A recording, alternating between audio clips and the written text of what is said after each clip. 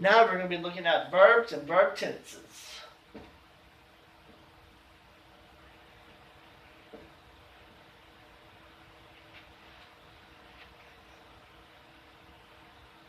Verbs are the most important words in a sentence.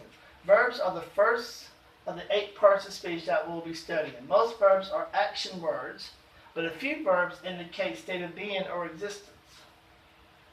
First, 8 types of verbs we'll be looking at: action verbs, state of verbs, transitive verbs, intransitive verbs, auxiliary verbs, modal verbs, phrasal verbs, and regular and irregular verbs.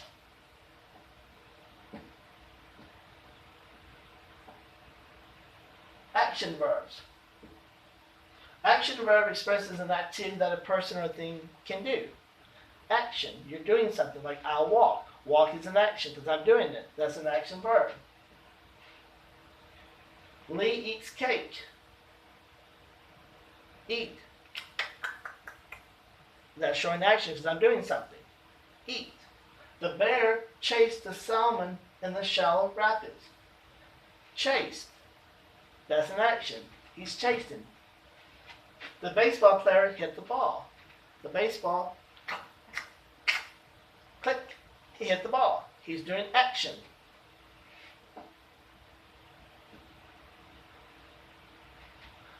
Now the next type of verb we're going to be looking at is stative verbs.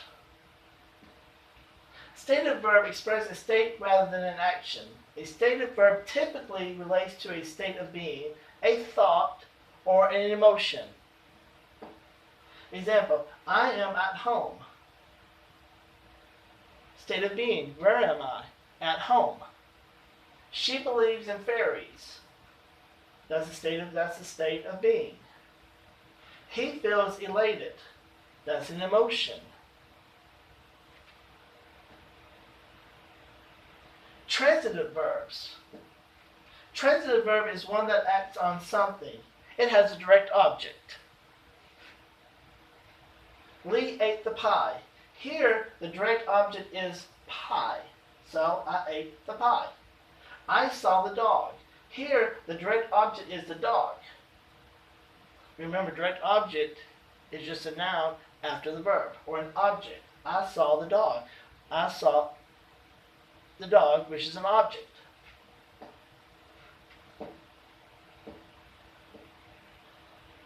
Auxiliary verbs.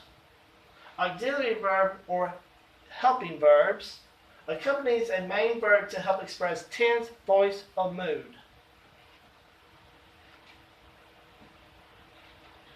Lee has eaten all the pies. Here, the auxiliary verb has helps to express the tense. Lee has eaten. The verb is eaten, but the helping verb is has. The table has been prepared.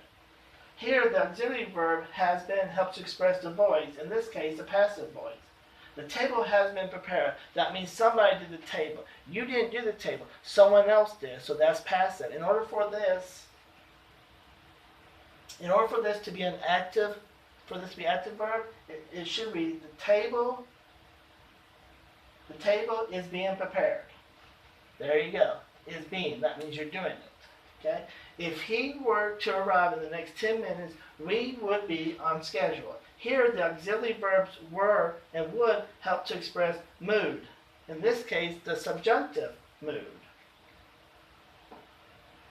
Now we'll look at modal verbs. Modal verb is a type of auxiliary verb used to express ideals such as ability, possibility, permission, and obligation.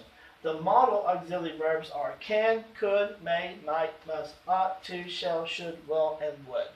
We'll look at some examples of these modal verbs. Lee can eat a lot of pies. Can expresses what? The ability for Lee to eat a lot of pies. Lee might eat that pie before he gets home. Might expresses a possibility. I might eat it, then again, I might not.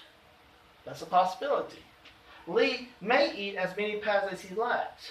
May expresses what? Permission.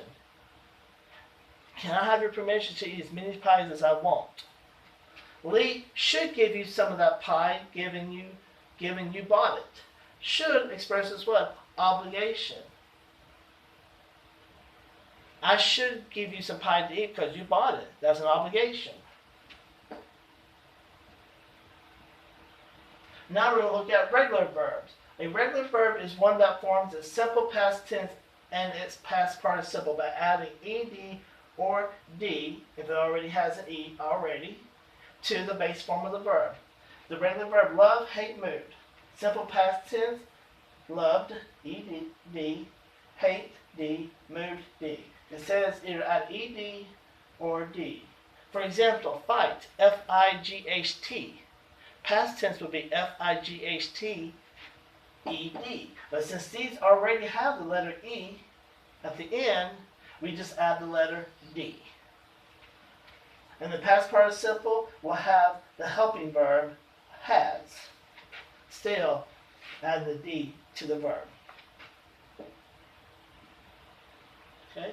Irregular verbs is one that does not conform to the ruling of regular verbs, since they're called irregular. For example, tell, bled, bleed, or read. Simple past tense would be told, bled, or read. Past participle has the helping verb, has. Has told, has bled, has read.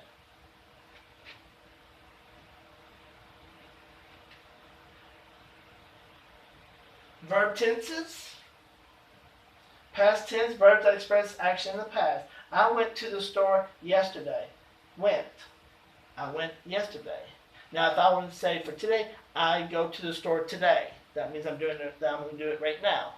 Or I can say, I will go to the store today. That means future tense. That means I will do it sometime today, in the future. Present tense, verbs that express action occurring now. John jumps out of the window. That means he's doing it now. Now, if I want to convert this into past tense, I can say John jumped, ed, out of the window yesterday. Or I can say John will jump out of the window today. Future tense, verb that expresses actions in the future. It could be today, it could be tomorrow, it could be next week, it could be next month, it could be next year. I will go to the store. Will, usually will or shall are usually two primary verb tense words to show future. I will go to the store today, or I shall go to the store today.